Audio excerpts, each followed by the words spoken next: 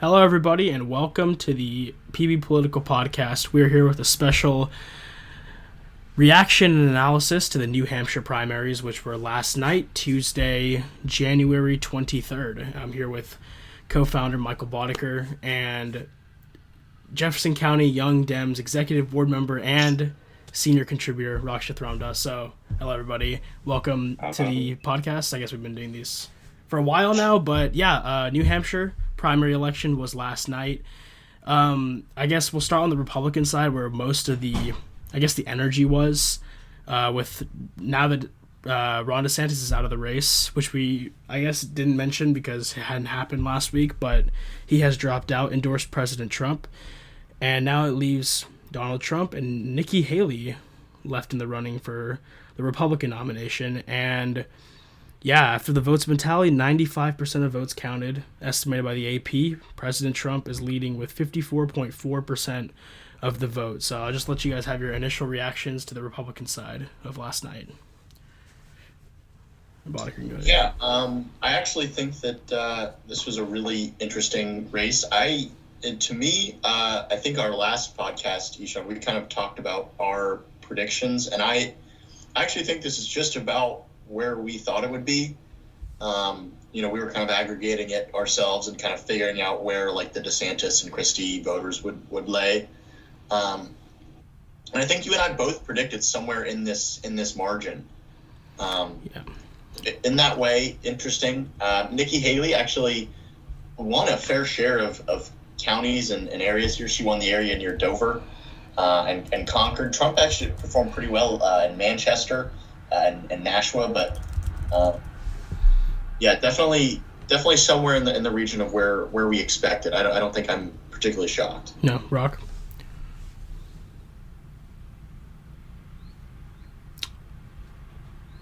One second, hold on. We're having some technical difficulty. I don't know. Can you hear Rock, Bodeker? Mm-hmm. Okay, so Rock's having some mic troubles. So I'll give my piece while Rock tries to work on that. Hopefully that works out. Wait, did you just unmute it?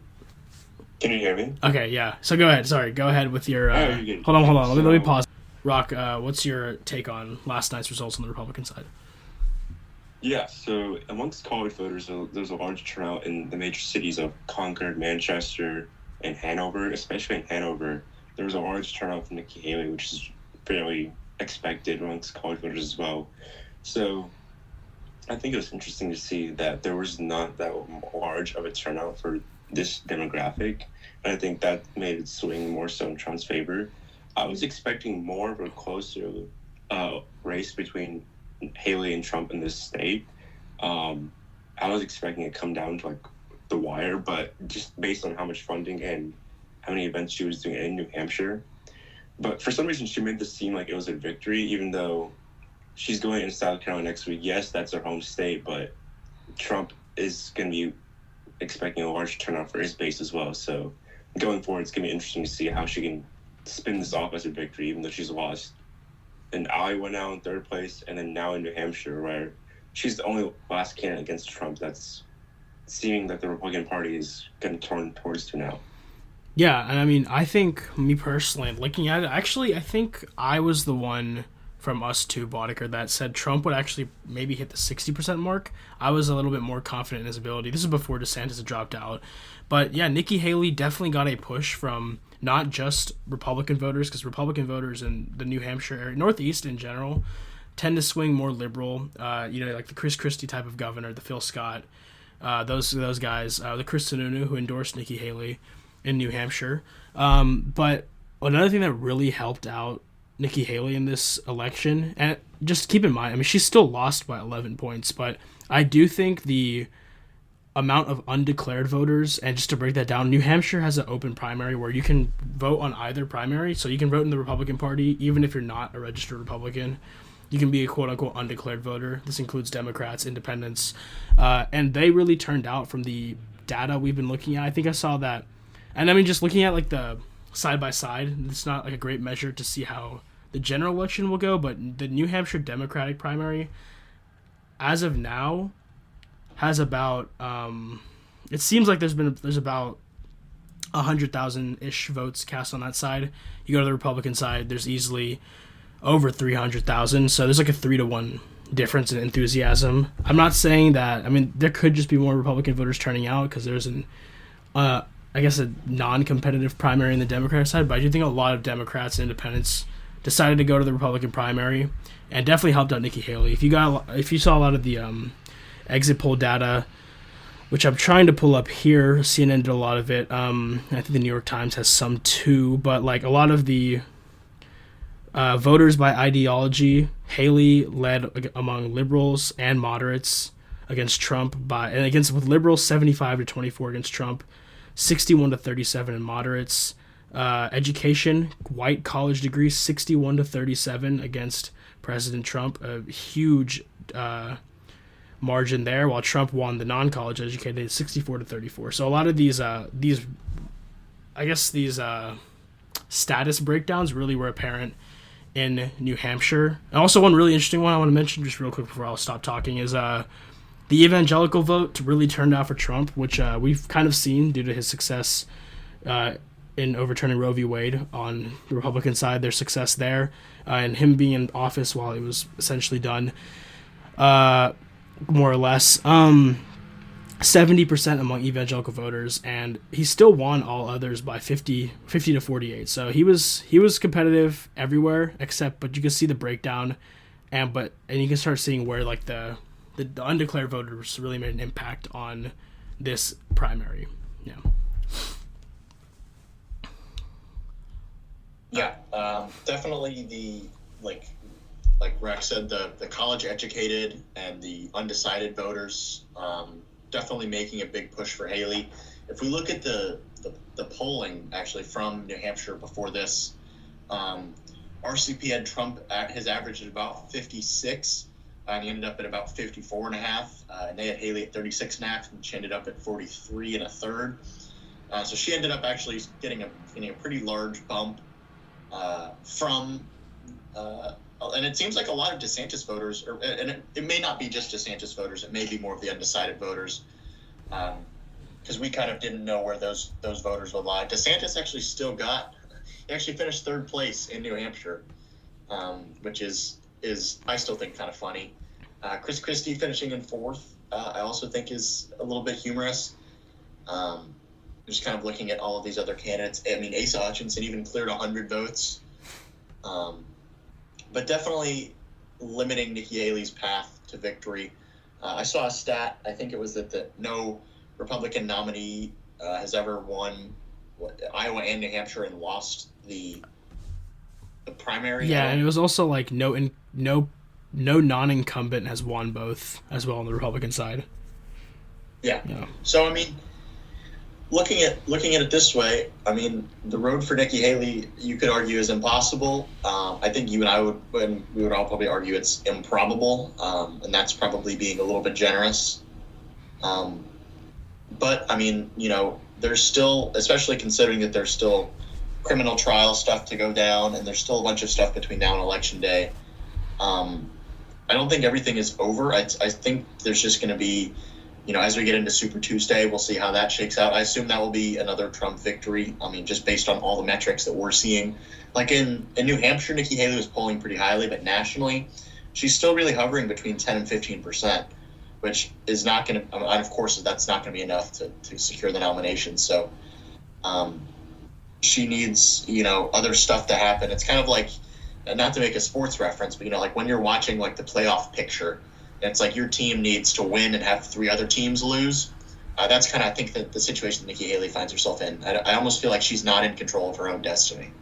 That's a good way to put it. Rock, anything else on Haley's chances? Going into Super Tuesday is going to be tough. I mean, you're going to see a lot of similar states that have similar backgrounds on Super Tuesday. I mean, definitely consider California to be one where she might get a large turnout against moderates that are in California for Republicans. Massachusetts, maybe Vermont, just given how close it is now, similar it is to New Hampshire. There are a lot of upcoming races that are going to be interesting in Super Tuesday. So I think that's going to be a do or die moment for Nikki Haley. If she doesn't turn out very well and get like a large population to count for. I think that's the end campaign.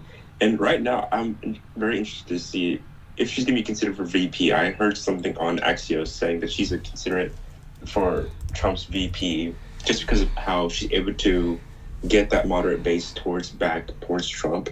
I think that would be interesting to see if that ends up happening. Yeah, Trump's loving the Veep stakes right now. He's been really hinting at it as he does, getting that earned media. I don't think it'll be Haley, just because Haley's strength has come from liberal voters, more moderate, like that suburban voter class. But I don't think it's gonna matter if Trump's on your ticket, especially for the VP. Like I don't think people will turn out. But that being said, like going back to Nikki Haley, before Super Tuesday, there is South Carolina, her home state. I assume that's her last stand.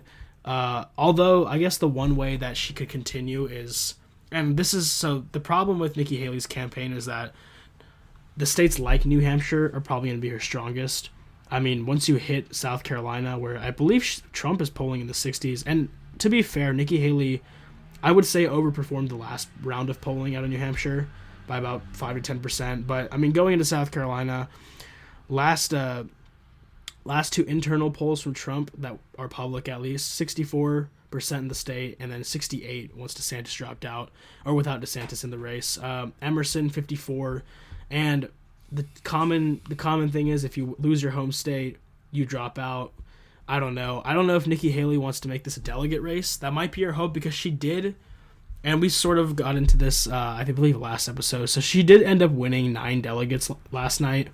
I believe Trump will end up having there's at least 9 of the bound delegates. I think Trump will end up having 13 of them. She has 9 as of now, might end up getting 10. And then you also have the remaining delegates that are unbound. So Nikki Haley could make this, in theory, a delegate race, because as of right now, and this is a very long shot considering the state of the race going into these more southern states, the more Trump-dominated states, Nikki Haley still is, I guess, in striking distance of President Trump at the delegate level. Trump right now has 32 delegates. Nikki has 17, with DeSantis and Vivek with the other 12. But I don't think she has the campaign. I don't care who's endorsing her, what network's backing her. Once you hit the South, once you hit Louisiana, Mississippi, Alabama, where Trump's going to win 80, 90% in every primary, and then also in the Midwest and also out West, I don't see how Nikki Haley is going to be able to sustain a challenge. And also, this might even happen in South Carolina. Trump might just put up 60 in South Carolina, win all the delegates. I mean, because Nikki Haley's not going to have that support of the kind of open primary at every state, and much more conservative voters are going to probably, I mean, they're going to get her on Social Security. Trump's been pushing the Social Security message. Nikki Haley's been very outspoken, we could say, on trying to raise the age for Social Security. Abortion, she's much more liberal on that than the typical Southern conservative probably likes, I would say. And yeah, I mean, evangelicals love Trump, and the South is filled with them. So I don't see how. I just don't see the path for her. I think she should drop out, just because, I mean, I guess she can do whatever she wants, but it's probably gonna be less humiliating for her if she drops out. I don't know. Yeah, it just depends on. I mean, the endorsement of Tim Scott was a killer bullet to her campaign, right there. I mean, it's just depending on how she turns out her base in South Carolina. I mean, I'm assuming, I don't know for sure, but I'm assuming Governor McMaster endorsed Trump. If not, then his silence is said enough to Haley's campaign. But I mean, the fact that if you're a two-time governor in South Carolina and you lose your home state, that's just, I don't see how you can move forward after that. I agree with Eshan on that, but I mean, Super Tuesday, that's going to be what decides it all for her. If she's not able to get a large amount of delegates. Because how it works for some states is if you don't get the 50% threshold, then you get no delegates. So if you get 50, in California now, it's going to be 50 plus 1, meaning that you would have to get 51 or higher to get all the delegates for California. So you get all 169 in the Republicans. So it's unique because the Republican convention, how it's set up is that the Republican Party wants a nominee as soon as possible, as opposed to the Democratic Party, where they want to draw it out and make sure that they have the right candidate, and it gets more interesting later down the line. But the Republicans have the strategy of getting their nominee as soon as possible, coalesce the base around one person, and just straight shot it towards the Democrats. Just start hammering down on them as soon as possible. So you're going to start seeing that around March. You're going to see a clear nominee. It's most likely going to be Trump, but it's not a lot here. So it's looking towards like that. Yeah, and I think that's a testament to the Trump team over the last 8 years. The way they've been able to not even pressure, but just like infiltrate, I guess, the state parties and like really find a way to benefit the president at the local level has been fascinating. Like these rules changes are directly a result of the Trump, the era of President Trump, I guess, in the Republican Party. Yeah. Quickly before we move on, what do y'all thinking? Top 3 picks for Veep as of right now for President Trump. Bodeker, you got it first. Oh, that's a great question. I honestly, maybe I'm biased, but I feel like my sneaky favorite is Vivek. I know that Trump actually came out and kind of praised Vivek a lot. I could see it because I don't necessarily know who else he would pick. Like, I don't think Nikki Haley is a viable option. I just think that there's too much there. Chris Christie would be hilarious, but I don't think that that's going to happen at all. I feel like Chris Christie would be Biden's VP pick more likely than he would be Trump's at this point in time. Obviously, it'd be hilarious if Mike Pence came back. That's not happening. Yeah. I could easily see Vivek, maybe even like a Tim Scott. Maybe that's part of the reason that Tim Scott endorsed Trump is that Trump promised him something. Mm-hmm. Especially considering that I would assume that Scott and Haley are pretty close friends, considering they're from South Carolina. I don't know if I could even give you 3. I would say Vivek and Tim Scott are probably my 2 favorites. DeSantis, there's that rule, right, where like if a president and vice president from the same state, they have to forfeit the the vice president can't win the same electoral votes, I believe. I don't know how it's like the 12th Amendment. Yeah, I don't know. So yeah, I don't think that that's actually possible. So I would say probably Vivek or Tim Scott are my two favorites right now.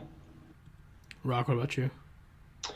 Going on Bodeker, Vivek, Tim Scott. I'm hearing a lot about J.D. Vance from Ohio. Mm-hmm. He's like the strongest ally that Trump has in the Senate, so that would be interesting to see. And also, it gets his base out in Ohio as well, so that would be interesting. I'm still with Nikki Haley. I think it's a strong choice for Trump as well. I think if you want to get the moderate Republicans out for you, and I think that would be an interesting debate between Haley and Harris as well. So I think she easily turns out for the Republican Party.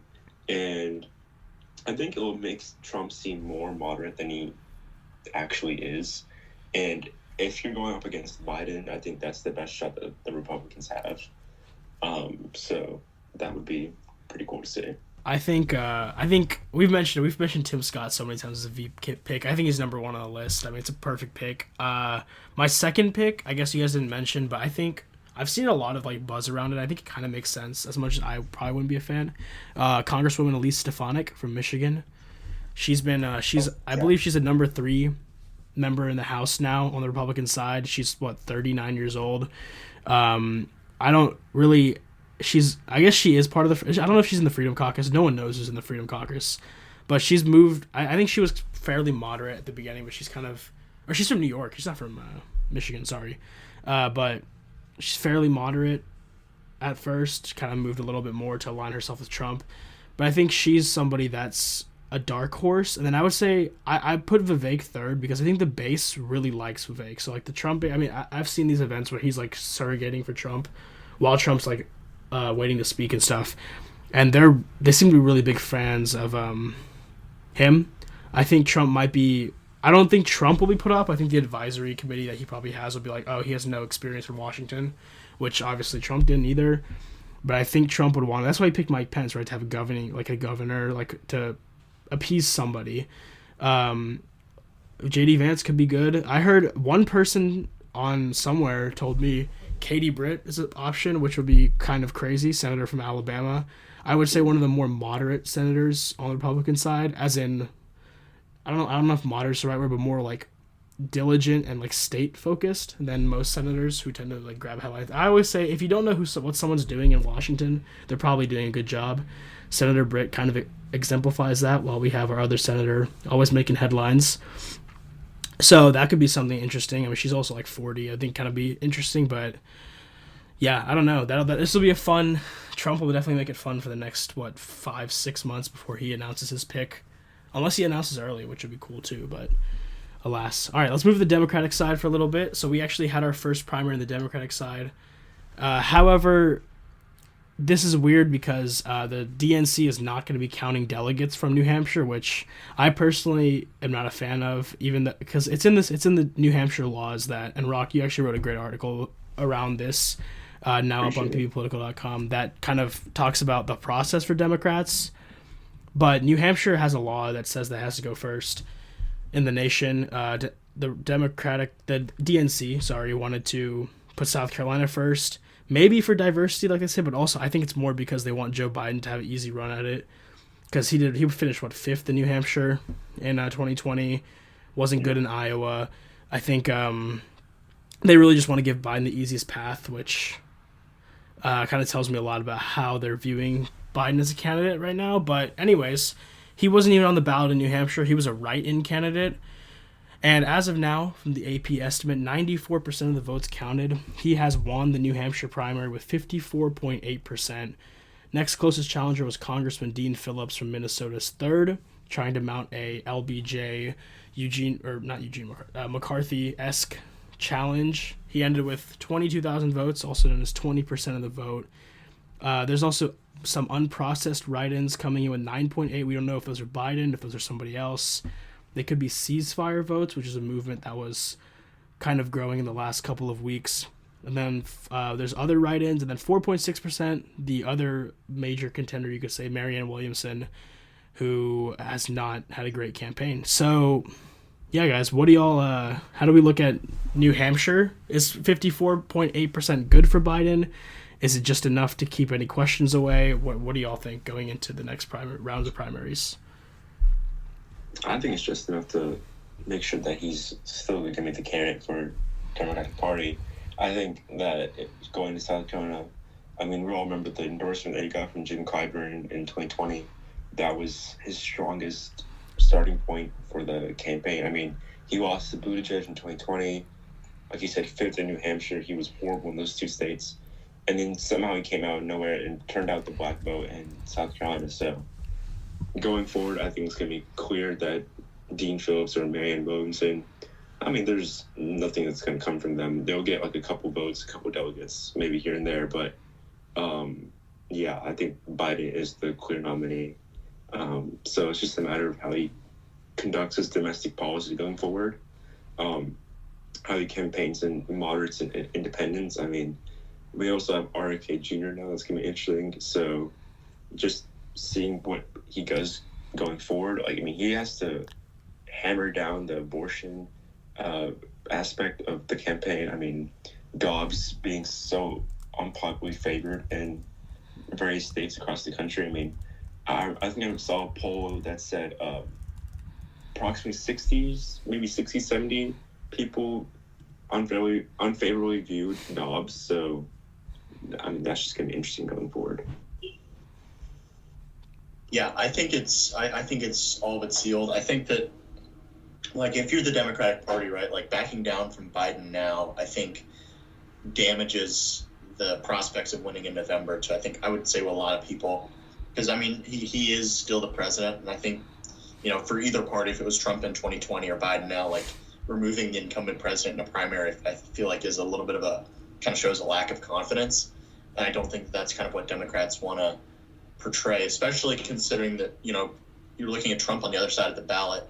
You kind of want to show a unified face, and you want to show that you're confident in your guy. And so I think they'll continue to do that. Dean Phillips and Williamson are really non-starters. Shout out to my buddy Vermin Supreme, finishing 7th place, 717 votes. I'd say that's a pretty effective performance. Going to need to step it up a little bit to get the win here, but I think we've got some work to do, and I'm happy to go and do some field work and see what we can do.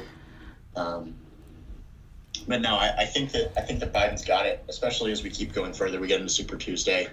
RFK, obviously being the independent, is going to be. We've talked about that at length, especially in some of the other podcasts. Because he's not running on the Democratic side, I actually think that opens him up to getting even more of the vote. If they'll hit Ross Perot numbers, who knows? But I wouldn't be surprised to even see RFK hit at least 10% in the general. If not more. It just, I feel like there's still, while we're starting to kind of get everything solidified, there's still so much time between now and November that, depending on what goes on in the world, depending on what goes on here in the States, like even if you look at, the general election right now, I mean, Trump is up 3.8 on Biden on RCP. And this is the most sustained period of Trump being electorally favored, I'd say probably ever in the history of him running. I don't think Trump ever led a poll going up to the 2020 election, which is crazy. Like, it's just fascinating to ever, to even have that as a possibility. Yeah, and I mean, look at him now. He's in the best political shape that he's ever been in. 2016, of course there were polls that had him up, but it was, maybe a point, 2 points. He ended up winning. 2020, he was down consistently. He actually kind of overperformed his polling a little bit in 2020 as well. And now you look at him, he's up 3.8 on RCP. I mean, the Messenger Harris X poll that just came out a couple days ago has him up 7. Economist Hugo from yesterday has him up 1. Morning Consult up 5. Harvard Harris up 6. CBS News up 2. Rasmussen has him up 8. And that was, 2.5 weeks ago. But, I mean, he's dominant. And even if you go into, battlegrounds, Arizona, he's up 4.8%. Nevada, he's up, 5%.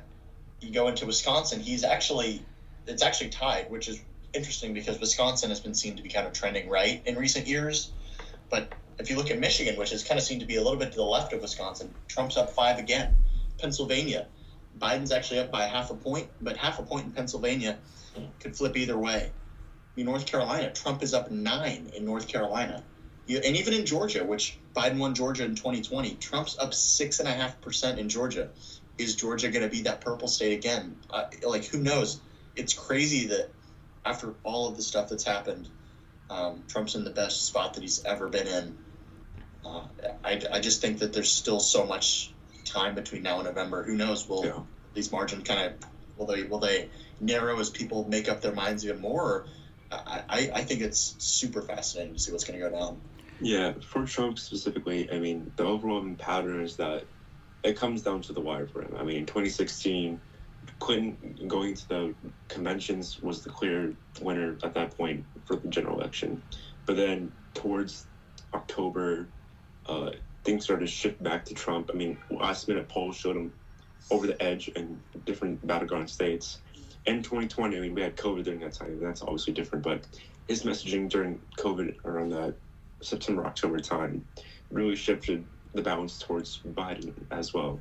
So, I mean, we still have a long way to go. We have a couple more months to see what's going to happen, like you said, in the world and also domestically as well. So, right now, I mean, those margins of error are well within the reach of Biden getting the election and winning it. So, I mean, we just have to see what will happen. Yeah, I mean, I think Biden, honestly, I'm still confused why they just neglected the state of New Hampshire, even as a campaign, not even trying to get him on the ballot. I guess that would have legitimized them as the first. I don't know. I think it's ridiculous. But yeah, 54%, not great, honestly. I think it is enough, mainly because Dean Phillips, it doesn't look like Dean Phillips is going to crack 25, which, I mean, at this point, he can't crack 25. But even if he had gotten to a point where it was like a 2-1, then I think Biden would have been a little upset. But I think he'll be the nominee. I think, like y'all were talking about polling, the Real Cooler Politics polling averages, I'm never polling, as of right now at least, I'm only taking 3-person race polling because of the nature of Kennedy's independent run. Right now, RCP average, Trump 37.5, Biden 33.8, Kennedy 19.3. Latest poll, Harvard Harris 44, 36, 21. Trump is up. That's a crazy swing. I mean, we were talking. That's extremely similar to the 1992 end results that we talked about earlier. I guess on Sunday. To bring it back to that, Clinton had 43%, Bush had 37.5, Perot had 18.9. So like very similar, extremely similar margins. I could see a very similar race unfolding. I think Trump will continue to lead until we start hitting the legal cases. Like I think he'll be in a good position because being an incumbent means actually the opposite of what it used to mean. It used to give you a boost. I think now it's like a detriment, especially considering the bad job incumbents have done historically in the last like 2 decades at the presidential level. It's just kind of made it difficult for them to defend their records. And I think normally it gives you a boost being the president. Now people don't remember the at times very funny but very chaotic Trump administration. If I was the Trump campaign, I would just go into this. If everything in the world continues as it looks like it's continuing, which at least in the Middle East and everywhere like that, Trump message should be, hey, we didn't get into any wars. Looks like we might be sleepwalking into a war in Yemen. We might be in a war in Israel. Who knows what's going on? The Biden administration hasn't really given any indication that they're going to avoid that. I think Trump's best course of action, if we start hitting a point where he's getting going to court every day in different criminal trials, some of them are very legitimate, that might take a lot of focus away from his campaign. He'll need to be like, hey, we had $1.89 gas and we didn't get into any new wars. We actually stopped some wars. So it's like, I don't know. I think I still kind of maintain the hope of seeing a third-party president, and I think Kennedy will definitely have a lane. We mentioned this last week. He still has only room to grow, at least as of right now, because no one's tuned in. And I think going into the 2024, like once we get past the conventions, we have running mates. That's what's going to really matter for the third-party candidates, like who your running mate is. Like Kennedy needs to have a good running mate. I think a really interesting one would be like Rand Paul or something.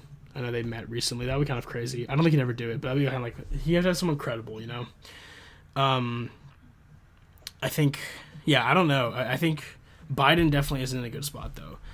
Of course, the next primary is South Carolina, which is also it's in a month or so. So we have a lot of downtime from here on to South Carolina, which makes it a little interesting on the Haley side. Like she's gonna have to campaign for a month and a half after losing her first 2 elections, with no indication that the third one's gonna go better. So I wouldn't be surprised if he drops out in the next month, but I do think she'll try to play out South Carolina. I don't know. What do y'all? Do you guys think there'd be any surprises? I mean, Trump Biden looks to be what's coming up. Is that what you guys think will be the end result? Yeah. Yeah, I'm pretty convinced of that. At least at this point in time. I mean, we also, I guess, we could talk about too, like, what we haven't heard about no labels in a while, but what if they do something? If they start a late, depending on who it is. So that's interesting because because like a celebrity cult of personality candidate or something, like like The Rock or like Mark Cuban as president. I remember he was selling all of his stuff off his he sold his share in the Mavericks. He still owns basketball operations, but he's been selling a lot of his assets off. I don't think he's running for president. I think he said he wouldn't run for president. It would be kind of cool if he did, considering he actually. But also the thing is with Cuban, he has that prescription drug company, which actually seems to be like a really good tool for people that need like lower cost prescription drugs. So I don't know if he'd give that up, but like no labels. I don't know. Larry Hogan just endorsed Nikki Haley, so I guess he just took himself out of the running doing that, most likely. I don't know who they could really grab at this point. That has the name recognition, because I don't even think Larry Hogan has the name recognition. There has to be someone. You have to have like a senator or something. Judge Judy endorsed Haley, right? Judge Judy? Yeah. Judge Judy came out and did an event for Nikki Haley. What? That's kind of funny. I didn't know that. Yeah, she did. Yeah, that's wild. Nikki Haley can go on the show. Nikki Haley might need to go on the show because apparently she has a lot of stuff coming up. Debate prep for Trump, Yeah. Oh man, Trump would. He needs to start. Do you guys think there's gonna be general election debates? That would be interesting to see. I think he would consider it. The last time he did debate was 2020. I mean, I think Trump would do it. I think he would absolutely do it. I'm talking about more like Biden. Yeah. Will they let Biden do it? Because I think Trump will absolutely be like, yeah, hell yeah, we'll debate. Yeah. Given how Biden conducts himself in public speaking, debates, you can definitely make the argument that, the presidency has aged him since he started campaigning back in 2019, 2020. if you compare how he speaks now to back then, I mean, it's pretty obvious that, he has somewhat of a mental decline. I mean, it's hard to argue that he doesn't. Just because, when you get older, you're going to have that. It's natural. It's okay. But it's very obvious that there's some tiny aspects of it showing now. But, I mean, Trump looks as strong as ever, except for that one little gaffe he had comparing Haley to Pelosi and about the January 6th riots and everything. I mean, other than that, he looks as strong as ever. So, debates will be interesting. I think you'll see Biden sticking more so to his script and then Trump, going off on whatever he wants to say. But, yeah, I think people will want to hear what Biden has to say against Trump again. Now that Biden has been in office for 4 years and now he's the incumbent. So I think you're just going to hear Trump talking about what he did during his time in office and how he's going to do a repeat of all the stuff and, bring back what he did with tax decreases and stuff like that. So yeah, he's just going to start hammering down on the economy, immigration. You might see some foreign policy, especially because of Ukraine and what's going on in Israel and Palestine. So yeah, who knows? I mean, honestly, if there's three people debating up there, it might hurt both Trump and Biden just because, Biden can't speak and Trump also kind of messes up. And also people just don't like Trump. Or at least, there's a solid 30% of the population that just isn't a fan of Trump. I don't know. Yeah. Hey, who knows? This is a New Hampshire episode, though. We'll close it out by, I don't know. I guess there's not much else to cover. Again, Trump winning pretty spectacularly. I don't think there's a competition left in the Republican Party. I think that's the general consensus. Same with Biden. He got the job done. I think it would have been better for him to get to at least 60%. I still don't think this is a success for him, but he did get the job done, and there was no clear alternative, which makes it even better for him. So, yeah, I mean, do you have anything else to add? Or do we want to grade it? Do we want to give them letter grades? Give what letter grades? Letter grades? Like for the election? For their performance? Yeah. Do we want to do that? Yeah, let's do that. Let's do it. I'll give Trump a B-. I thought DeSantis, and that's not really, I guess it kind of is on him. We'll have to look at how the voter spread broke down in the end, who really captivated the most voters and whatever. Were they Democratic? Were they independent?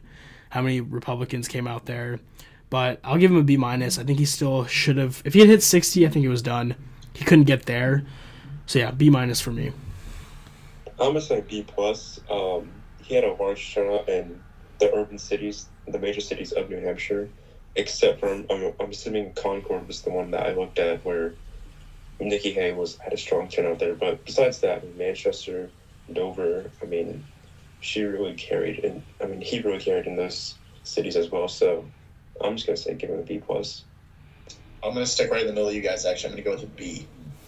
I think that he didn't do as well as I think he probably should have. Yeah. But I also think that he has enough of a lead across the country that it's not particularly a problem. And then I guess for Biden, I would probably give Biden, I would give him a C-. Yeah. I think it is somewhat a point of concern that the incumbent president's not even clearing 55% in a primary. I do think that's concerning. However, I don't think that impacts his odds at the nomination one bit. So I would say it's a bad performance in New Hampshire, but I also don't think it changes anything. Yeah, I agree. I'm gonna give him a C-, just because, yeah, bad performance. But his saving grace is that there was no real strong contender. I guess Dean Phillips got 20%, but there was no one too strong. I think because of that, you're not going to see any challenges from any more, I guess, established members of the Democratic Party jumping in here. So I think C- for me as well. But he does need to pick it up because the questions aren't going to go away with President Biden. So I'm going to give him a C just because of the write-in aspect of this campaign. I think that if he was on the ballot, I think it would be a large turnout for his base, and also it would have been easier for people just to write in. I think his write-in campaign made an argument that it would be more of a strenuous or boring thing for people just to write in his name as opposed to just ticking the box. So going into South Carolina and going to Super Tuesday, I think you're going to see him reach easily 60, 70%, but also maybe in some states where, especially in Michigan, where the Israel-Palestine conflict is such a big issue for them. So especially in Dearborn, Michigan, that's going to be interesting. You can expect a large protest or campaign against him in those aspects, but yeah, I can receive just because of that. Yeah, well, that's about everything, guys. Thanks for tuning in. Thanks for coming on Rock Bodeker. We have about a month till South Carolina. I'm not sure the actual day. Let's look it up. February 24th. So that would be the Democratic primaries on the 3rd. So they're back at it next week. Next Saturday. That's weird. Back at it next Saturday in South Carolina. We'll do an episode about that. And then the Republicans are there February 24th for Nikki Haley's last stand. For real this time, probably. But yeah, thank you all for listening. Go to the website. We got great content coming out about the election, about other stuff. Make sure you stay informed. This election season is vastly important to everybody. So yeah, thank you all for listening. I'm Eshan Pokhrel. I'm Michael Bodeker. I'm Rakshith Ramdas. And goodbye.